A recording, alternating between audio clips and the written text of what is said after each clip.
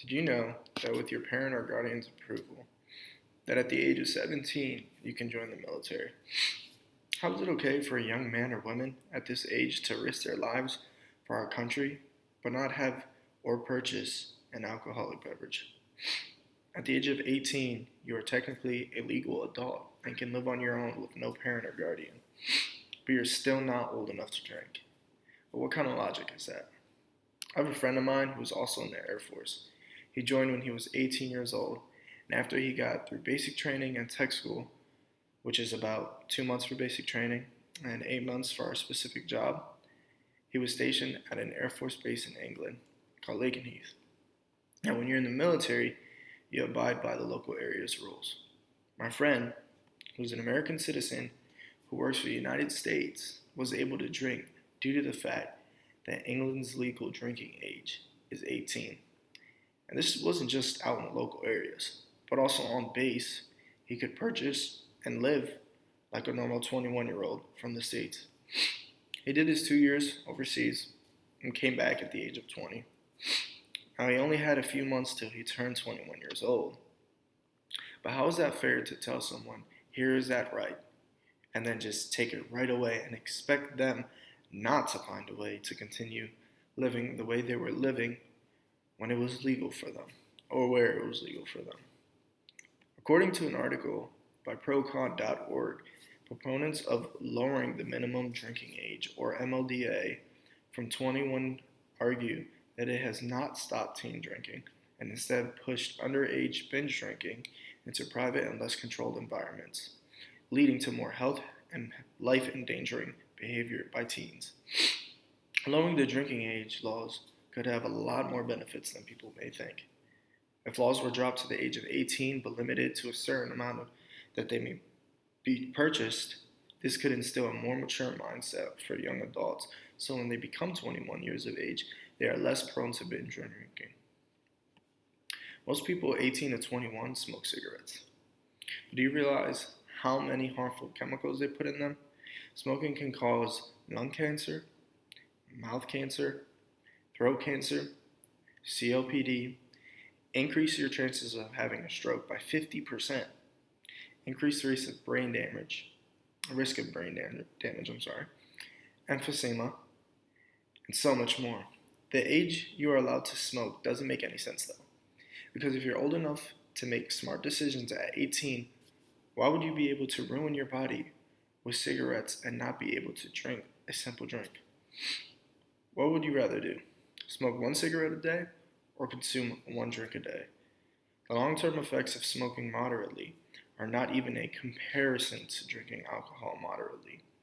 Alcohol doesn't have as many downfalls as smoking cigarettes would.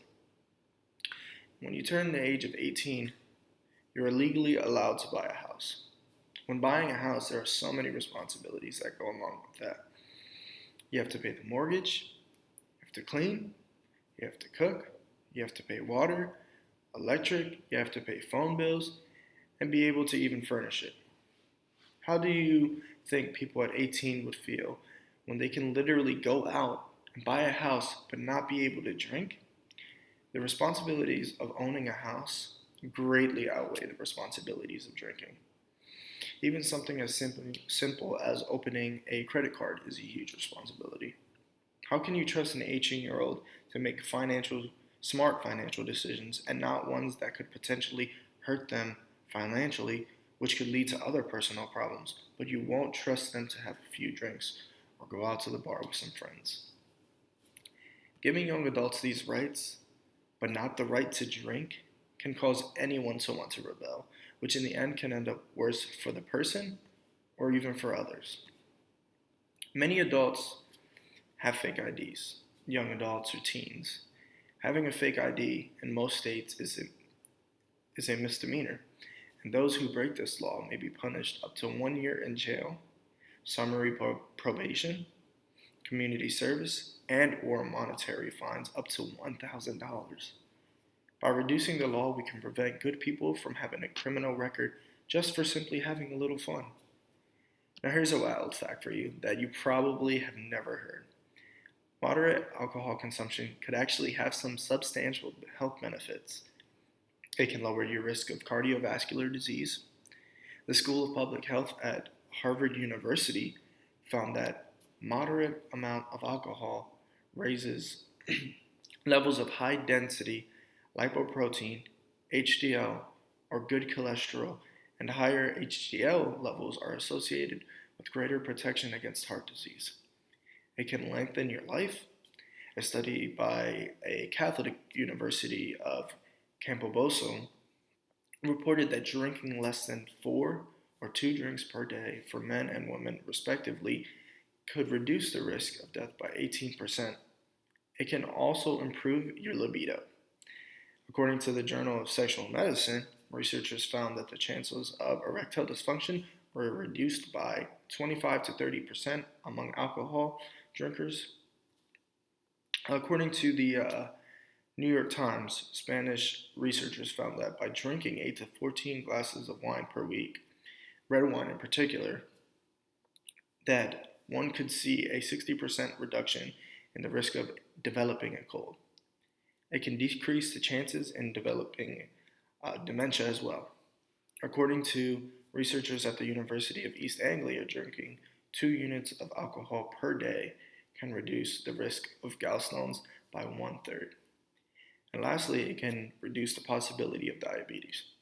Results of a Dutch study show that healthy adults who drink 1 to 2 glasses per day have a decreased chance of developing type 2 diabetes in comparison to those who don't drink at all.